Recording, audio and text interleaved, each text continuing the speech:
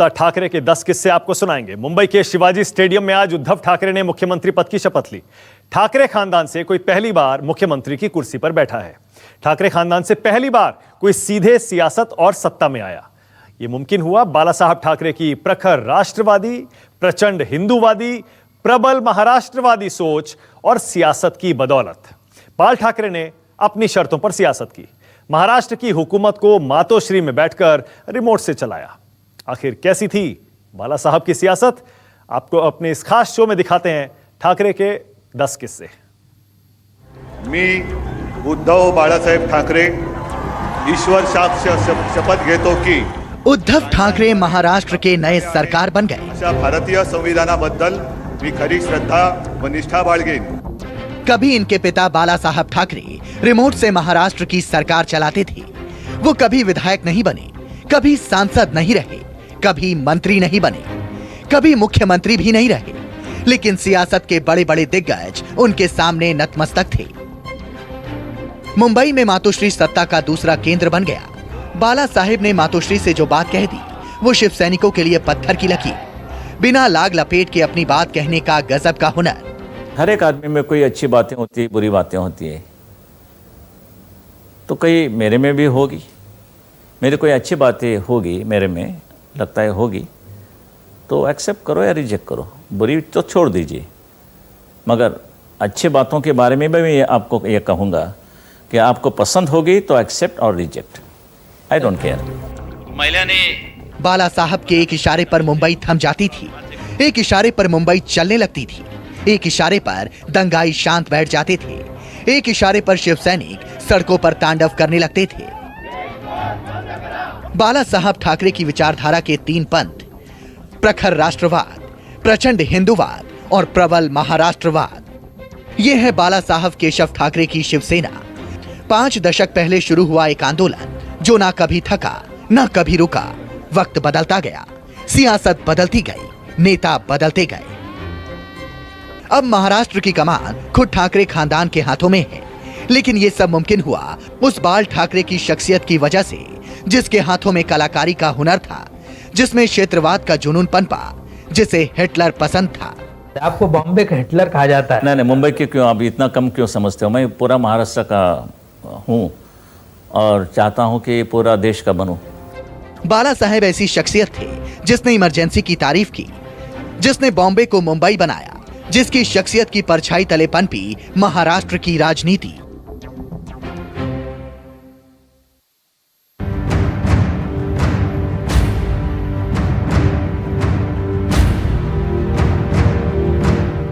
देश की प्रतिष्ठा महत्वपूर्ण है, हमारी नहीं। ये बाला साहेब ठाकरे की सोच थी।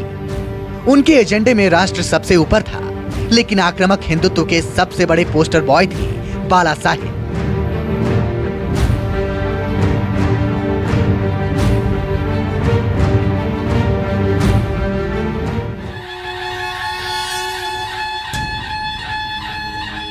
वो साल 1970 का था, महीना मई का। मुस्लिम बहुल इलाके में शिवाजी जयंती मनाई गई। इस जुलूस को लेकर झगड़ा शुरू हुआ और भिवंडी जल उठा। 5000 पावरलूम बर्बाद हो गए, हजारों लोग बेघर हो गए। दंगे की आग जलगांव और महाड़ तक फैल गई। 4 दिन के अंदर 81 लोग मार डाले गए। इसके बाद 11 साल तक भिवंडी में शिवाजी जयंती पर रोक लगी रही, लेकिन 1984 में एक बार फिर भगवा झंडे से ऊंचा हरा झंडा फहराने पर दंगा भड़का। मुंबई, ठाणे, कल्याण, भिवंडी दंगे की आग में जल रहे थे। 8 दिन के अंदर 256 लोग मारे गए। धीरे धीरे मुंबई में बाला साहेब का रसूख बढ़ता जा रहा था। मुंबई उनके इशारों पर चलने लगी थी। ये शिव सैनिकों ने मेरी सत्ता लाई है, उनके मेहनत से, समझे, पसीना से वो मेरे हाथों में सत्ता है। क्यों उनकी देखभाल ना करूं? प्रचार के लिए उसका इस्तेमाल करना, बाकी फेंक दो रास्ते पर, नहीं होगा। 80 के दशक में बाल ठाकरे ने कहा था, मुसलमान कैंसर की तरह फैल रहे हैं और उनका इलाज भी कैंसर की तरह ही होना चाहिए। देश को मुसलमानों से आजाद कराने की जरूरत है और पुलिस को हिंदुओं की ऐसी ही मदद करनी चाहिए, जैसे पंजाब में पुलिस ने खालिस्तानियों की मदद की थी। 1992 के बाबरी कांड के बाद मुंबई एक बार फिर जल उठा। बाल ठाकरे ने सामना में बाबरी कांड को शिव सैनिकों की जीत बताया था। 7 दिसंबर से 10 दिसंबर तक मुंबई में दंगे होते रहे। 160 लोग मार डाले गए। 15 दिन बाद दंगा फिर भड़का। 27 दिसंबर से 9 जनवरी तक दंगे में 227 लोग मारे गए। बाबरी कांड को लेकर जब भी सवाल पूछा गया, ठाकरे ने बिना लाग लपेट के कह दिया, हमारे लोगों ने ये गिराया है और मुझे इसका अभिमान है। मुस्लिमों के मसले पर हमेशा बाला साहेब ने खुलकर अपनी राय रखी। पाकिस्तान मिल गया उन लोगों को, हमें हिंदुस्तान मिल गया। इसके बाद भी क्या बात होती है, ये झगड़े क्यों? मुंबई में हुए हिंदू मुस्लिम दंगों का शिवसेना को पूरे महाराष्ट्र में फायदा मिला। 1995 के विधानसभा चुनाव में शिवसेना को 73 सीटें मिली। शिवसेना के मनोहर जोशी मुख्यमंत्री बनाए गए। हिंदुत्व के मुद्दे पर वोट मांगने के लिए उन्हें अपना मतदान का अधिकार तक गंवाना पड़ा। राजनीतिक नुकसान सामने देखते हुए भी उन्होंने मंडल आयोग की सिफारिशों का विरोध किया, आरक्षण का विरोध किया। बाला साहेब आखिरी सांस तक प्रचंड हिंदुत्व के पोस्टर बॉय बने रहे। मुंबई के शिवाजी पार्क में इंदिरा गांधी और बाल ठाकरे की मुलाकात की पुरानी तस्वीरें लगाई गई हैं। इन तस्वीरों के जरिए बताने की कोशिश की जा रही है कि कांग्रेस और शिवसेना का मेल नया नहीं, बहुत पुराना है। इतिहास के पन्नों को पलटते हैं तो पता चलता है कि वो बाल ठाकरे ही थे जिन्होंने इमरजेंसी में इंदिरा गांधी का खुलकर समर्थन किया था, जिन्होंने इंदिरा विरोधियों की एक नहीं सुनी, जिन्होंने 1978 में जनता सरकार में इंदिरा गांधी की गिरफ्तारी का कड़ा विरोध किया, इंदिरा की गिरफ्तारी के विरोध में बंद का आयोजन किया। भले ही बाद में बाला साहेब ठाकरे कांग्रेस पर प्रचंड प्रहार का कोई मौका नहीं चूकते थे। कांग्रेस जब ये सत्ता पर थी, कुर्सी में बैठी थी, तब तक हिंदू मुसलमान के झगड़े चालू रहते थे, अभी बंद हो गए। महाराष्ट्र की राजनीति को करीब से जानने वालों का कहना है कि कांग्रेस ने शिवसेना को 2 दशक तक पीछे से समर्थन दिया। शुरुआती दिनों में कांग्रेस ने कम्युनिस्ट आंदोलन को तोड़ने में बाल ठाकरे की मदद ली। बाद में उनका इस्तेमाल कांग्रेस की अंदरूनी लड़ाइयों में हिसाब चुकता करने के लिए किया जाने लगा। तब महाराष्ट्र के मुख्यमंत्री की कुर्सी पर थे वसंतराव नायक। तब सत्ता के गलियारों में मजाक में शिवसेना को वसंत सेना कहा जाता था।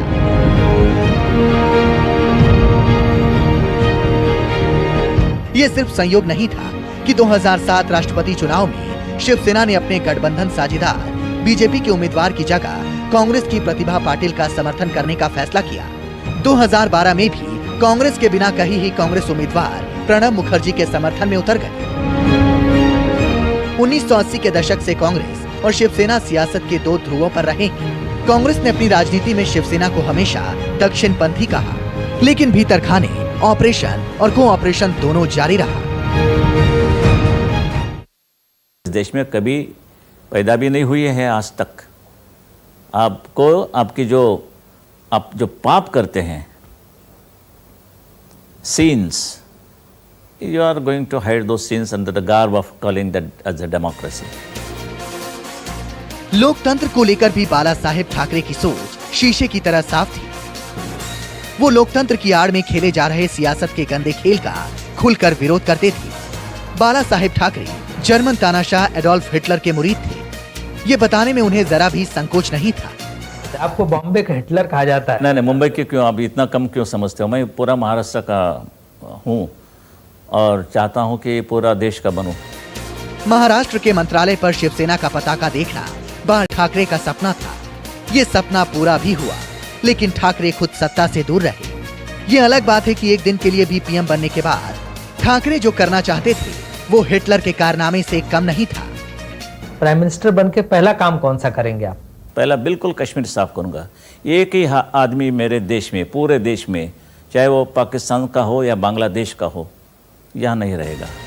बाला साहेब ठाकरे कभी प्रधानमंत्री नहीं बन सके, लेकिन उनकी बोली दुश्मनों पर बिल्कुल गोली की तरह प्रहार करती थी।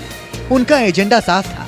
उनकी सोच से एक एक शिव सैनिक वाकिफ थे। बाला साहेब ने बड़ी सोच के साथ करीब 53 साल पहले शिवसेना की नींव रखी थी।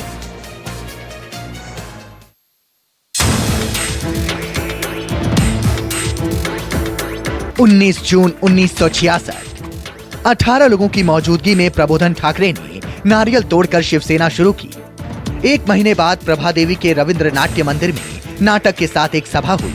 सैकड़ों नौजवान शामिल हुए। इसके बाद शिवसेना में युवकों के जुड़ने का तांता लग गया।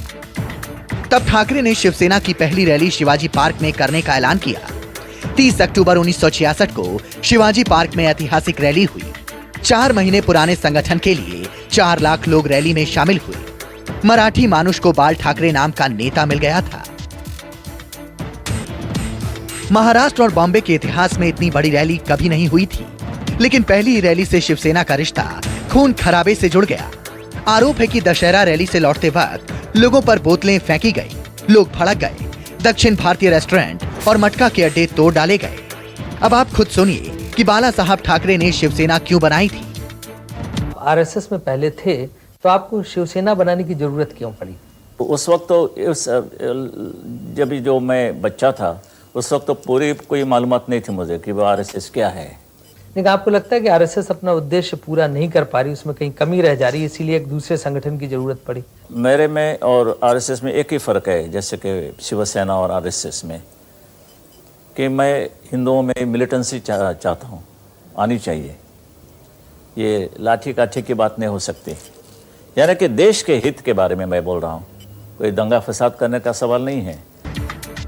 वक्त के साथ भले ही शिवसेना बदलती गई, लेकिन पहली रैली में ठाकरे ने शिवसेना को सामाजिक संगठन बताया और राजनीति की तुलना खुजली से करते हुए राजनीति से दूर रहने की बात कही थी।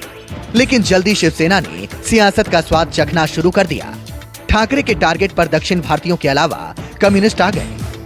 27 दिसंबर 1967 को परेल में कम्युनिस्टों की दलवी बिल्डिंग का दफ्तर बर्बाद कर दिया गया। उधर दक्षिण भारतीयों के विरोध की प्रतिक्रिया में मद्रास में हिंदी फिल्में दिखानी बंद कर दी गईं। नतीजा ये हुआ कि 11 मार्च 1968 को एक ही दिन में मुंबई के 17 थिएटरों पर शिव सैनिकों ने हमला बोल दिया। इसके बाद ठाकरे ने बेलगाम का राग छेड़ा। ऐलान किया कि बेलगाम को महाराष्ट्र में शामिल करने की मांग पूरी होने तक केंद्र के किसी मंत्री को मुंबई में नहीं घुसने देंगे। 27 जनवरी 1969 केंद्रीय गृह मंत्री वाईबी चौहान मुंबई पहुंचे। शिव सैनिकों ने रास्ता रोक लिया। 7 फरवरी 1969 को डिप्टी पीएम मोरारजी देसाई मुंबई पहुंचे। तय हुआ कि शिव सैनिक विरोध नहीं करेंगे। माहिम में ठाकरे मोरारजी देसाई को ज्ञापन देंगे, लेकिन मोरारजी देसाई की कार शिव सैनिकों को टक्कर मारती हुई निकल गई। मोरारजी की कार के शीशे तोड़ डाले गए। मुंबई में फिर बवाल शुरू हो गया।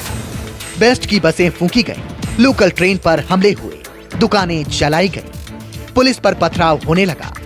9 फरवरी को बाला साहब ठाकरे समेत कई बड़े नेता गिरफ्तार कर लिए गए। एक हाथ में रुद्राक्ष की माला, दूसरे हाथ में सिगार। ये बाला साहब ठाकरे का अंदाज था। जो भी करते थे खुलकर करते थे, कभी कुछ छिपाया नहीं। सिगार और शैंपेन के शौकीन थे बाला साहब। आप भी बियर पीते हैं? सर, आदमी को कुछ ना कुछ तो ऐसी हैबिट होनी चाहिए कि लोग उनको कहेंगे कि आदमी है। मुझे वो लोग पसंद नहीं आते, बड़े बदमाश होते हैं। क्या आप सिगरेट पीते हैं? नहीं नहीं, मैं पीता नहीं। क्या आप शराब? नहीं नहीं, मैं नहीं शराब। कोई आप पान भी? नहीं नहीं, मैं पान नहीं खाता हूँ। ये सुपारी? नहीं सुपारी। साला क्यों जिंदा रहते हैं आप लोग? मैं इतना नहीं कि भाई चलो ये भी नहीं वो भी नहीं, शादी भी क्यों की, वो भी छोड़ दो। मेरा स्वभाव जैसे मेरे पिताजी थे वैसा मैं हूँ। ये ढोंगबाजी या व्हाट यू कॉल हिपोक्रेसी, ये मैं हमारे घराने में नहीं, बिल्कुल नहीं। बाला साहेब ठाकरे को सार्वजनिक तौर पर भी शराब पीने से परहेज नहीं था। बात 1995 की है। शिवसेना की जीत पर एक पार्टी दी गई, जिसमें बाला साहेब भी शामिल हुए। पार्टी में फलों का जूस और सॉफ्ट ड्रिंक सर्व किया जा रहा था। पार्टी में महाराष्ट्र के तत्कालीन मुख्यमंत्री मनोहर जोशी भी मौजूद थे। बाला साहेब ने बिना लाग लपेट के पूछ लिया, पार्टी में शैंपेन का इंतजाम क्यों नहीं? इसके कुछ मिनटों बाद ही फलों की जूस पार्टी शराब की पार्टी में बदल गई। बाला साहेब ठाकरे की जिंदगी बिल्कुल खुली किताब की तरह थी। सब कुछ डंके की चोट पर करते थे। उसी तरह के ही थे बाला साहेब के सियासी रिश्ते भी। हिंदुत्ववादी विचारधारा की समानता ने बाल ठाकरे को 1980 के दशक में बीजेपी का दोस्त बना दिया। अटल बिहारी वाजपेयी और लाल कृष्ण आडवाणी से बाल ठाकरे के करीबी ताल्लुकात थे। लाल कृष्ण आडवाणी के राम मंदिर आंदोलन और रथ यात्रा के बाल ठाकरे कट्टर समर्थक थे। 1989 में शिवसेना और बीजेपी सियासी तौर पर दोस्त बने। विपक्ष क्या हो और इसका भी क्या हो, एजेंडा क्या होता है? विपक्ष का कोई ऐसा खास एजेंडा तो हमने बताया है आपको। हम मोर्चे निकाल रहे हैं, कभी एकजुट से निकालते हैं, कभी अलग अलग निकालते हैं, विषय एक ही होता है, लेकिन विचार एक है। विचार का हमारा एजेंडा एक है। चाहे हम बीजेपी यहाँ लड़ें तो हम कहीं महाराष्ट्र के दूसरे भाग में लड़ें, इंटीरियर में, तो एक ही है। और अंदर की बात कहूँ तो हम एक हैं, बिल्कुल मजबूती से हम बैठे हैं, खाली एक छोटा धक्का चाहिए। महाराष्ट्र में शिवसेना बड़े भाई के रोल में थी तो बीजेपी छोटे भाई की भूमिका में। बीजेपी को बाला साहेब कोड वर्ड में कमलाबाई कहते थे। एनसीपी सुप्रीमो शरद पवार ने अपनी आत्मकथा ऑन माई टर्म्स में लिखा है कि 2006 में जब मेरी बेटी सुप्रिया ने राज्यसभा चुनाव लड़ने की घोषणा की तो बाला साहेब ने मुझे फोन किया। बोले मैंने उसे तब से देखा है जब वो मेरे घुटनों के बराबर हुआ करती थी। मेरा कोई भी उम्मीदवार सुप्रिया के खिलाफ चुनाव नहीं लड़ेगा। तुम्हारी बेटी मेरी बेटी है। मैंने उनसे पूछा कि आप बीजेपी का क्या करेंगे जिनके साथ आपका गठबंधन है। उन्होंने बिना पल गवाए जवाब दिया, कमलाबाई की चिंता मत करो, वो वही करेगी जो मैं कहूंगा।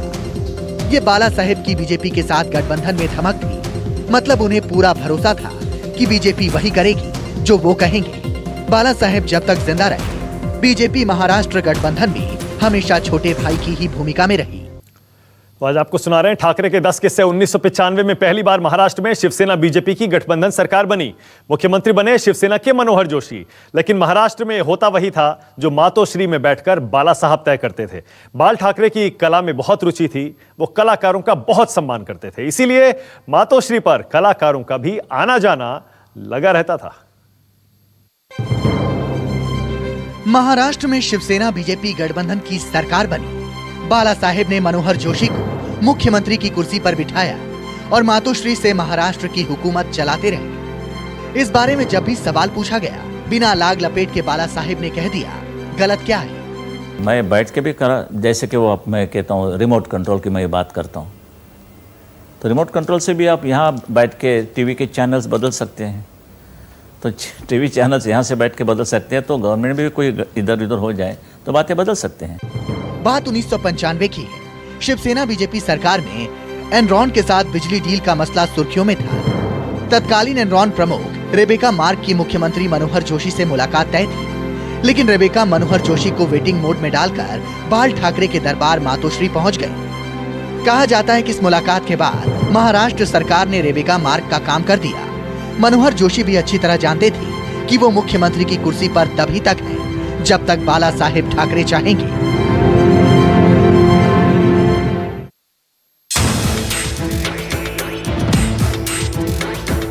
बाल ठाकरे दोस्तों के दोस्त थे। बॉलीवुड की बड़ी हस्तियों का उनके घर आना जाना लगा रहता था। सुनील दत्त तो नियमित रूप से मातोश्री पहुंचते थे। कहा जाता है कि 1993 में बम धमाके में फंसे संजय दत्त को जमानत दिलाने में बाल ठाकरे का अहम किरदार था। दिलीप कुमार से भी बाबा साहेब की गहरी दोस्ती थी। आना जाना लगा रहता था। लेकिन जब दिलीप कुमार ने पाकिस्तान का सबसे बड़ा नागरिक सम्मान निशाने इम्तियाज स्वीकार कर लिया, तो बाला साहेब ने शिव सैनिकों को दिलीप कुमार के यहाँ अंडरवियर में प्रदर्शन के लिए भेजा। इसी तरह अमिताभ बच्चन भी अक्सर बाल ठाकरे से मिलने मातोश्री जाते थे। बॉलीवुड को लेकर भी बाला साहेब की राय शीशे की तरह साफ थी।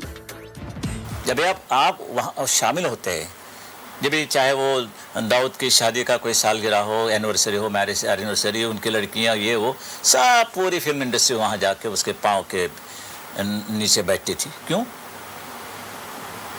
एक दो लोग ऐसे हैं कि उन्होंने बिल्कुल संबंध नहीं रखा। एक तो हमारे धर्मेंद्र जी हैं, अमिताभ जी हैं, जैसे चाहे कभी नहीं गए वहाँ, कभी नहीं। हेमा मालिनी भी हो, बाकी सब जाते हैं वहाँ। फुकट कोई हवाई जहाज का ये प्रवास, खाना पीना, कोई एक डांस करेगा तो 5 लाख मिलता था। बोलते हमको हमारी फिल्म इंडस्ट्री में इतने पैसे नहीं मिलते कभी, एक डांस का 5 लाख, तो 2 डांस करते 10 लाख ले आते हैं। जिंदगी में अनुशासन पसंद ठाकरे दिल से कलाकार प्रवृत्ति के थे। चाहे मकबूल फिदा हुसैन से मुलाकात हो या पॉप स्टार माइकल जैक्सन से, बाला साहेब ने हमेशा कला का सम्मान किया। क्रिकेट में भी उनकी गजब की दिलचस्पी थी, लेकिन पाकिस्तान से रिश्ते के विरोध में उनके इशारे पर ही 1991 में शिव सैनिकों ने वानखेड़े स्टेडियम की पिच खोद डाली थी और 1999 में दिल्ली के फिरोज शाह कोटला की पिच भी बर्बाद कर दी थी। क्रिकेट मैच से सुधार हो सकता है तो क्रिकेट खेलते ही रहो, गवर्नमेंट की कोई ज़रूरत नहीं है, मगर जो हमारे पॉलिटिशियन जितने हैं उसको उनकी कोई बात नहीं बनी अब तक, तो क्या क्रिकेट से होगा? कितने संबंध सुधारेंगे? एक और जहां पाकिस्तान के साथ क्रिकेट खेलने के सख्त खिलाफ थे, तो दूसरी ओर पाकिस्तानी बल्लेबाज जावेद मियांदाद को अपने यहां भोज पर बुलाने में उन्हें कोई गुरेज नहीं था।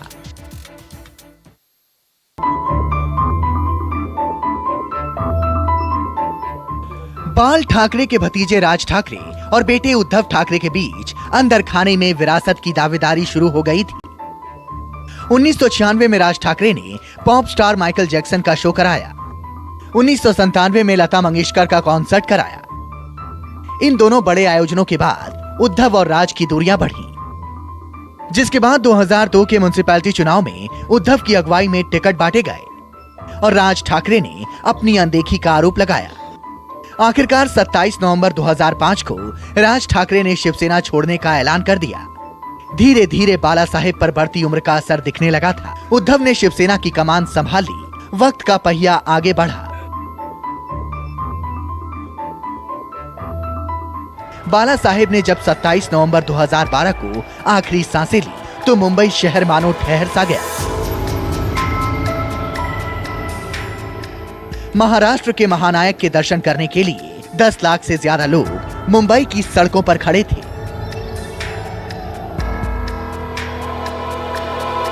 पूरा शहर थमसा गया था। बाला साहेब ठाकरे ना कभी सांसद रहे, ना विधायक, लेकिन 21 बंदूकों की सलामी और राजकीय सम्मान के साथ ठाकरे को आखिरी विदाई दी गई थी।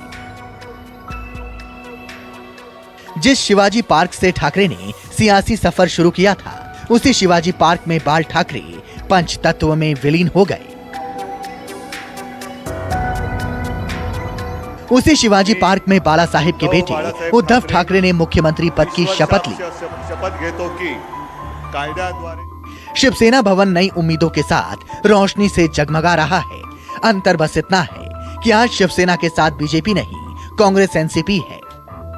ये उद्धव ठाकरे के दौर की शिवसेना है, जहां कट्टर हिंदुत्व का मोटा लवादा नहीं, जहां सत्ता के लिए नई दोस्ती में कोई हिचक नहीं है। Bureau report, news 24।